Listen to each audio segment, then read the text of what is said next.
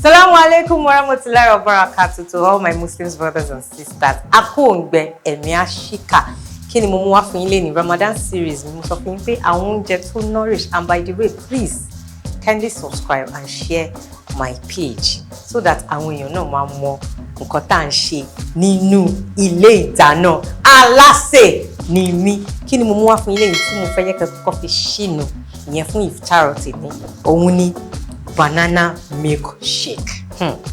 Yes, mo fẹ́ kẹ́ ara yín kó máa jọ̀lọ̀. Ẹ̀yin náà sì gbọ́ at it sound. Banana wa lele kíákíá ní ránpẹ́ kí má bàa bọ́ yín jù. So that ẹ lọ sọ́jà, ẹ lọ ra gbogbo èròjà yìí kó dẹ̀ pọ̀ jù. So kí ni mo á mú wá fún yín? Nǹkan tá máa kọ́kọ́ ṣe lélẹ̀. A máa gé banana wa.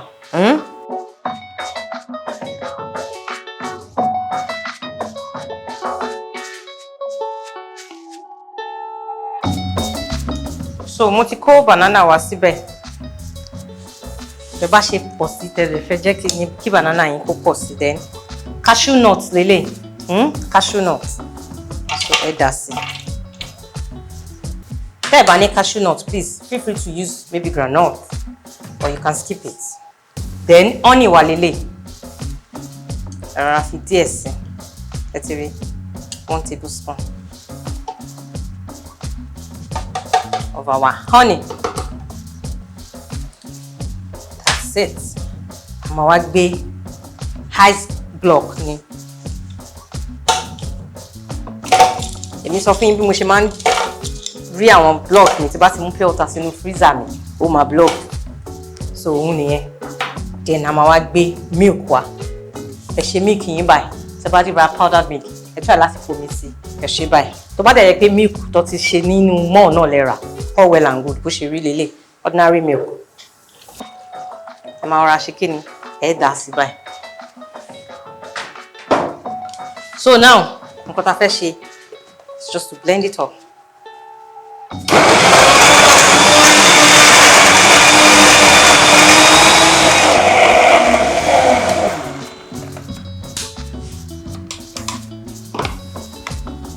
So ní báyìí, ṣé ti rí?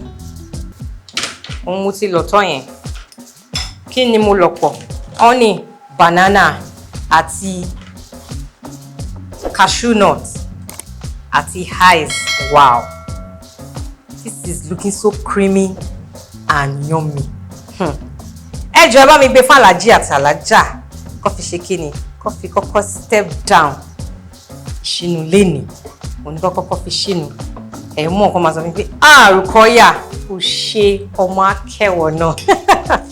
So ẹ lè rọra bá àwọn fẹ́ra fi block sí báyìí. Bye. That's it.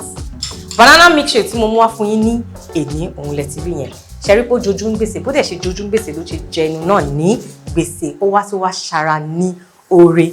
Ẹ pàdé mi ní ọ̀la, màá tún máa mú healthy recipe mi wá fún yín ní Ramadan series mi. Ire o, Ramadan Kareem.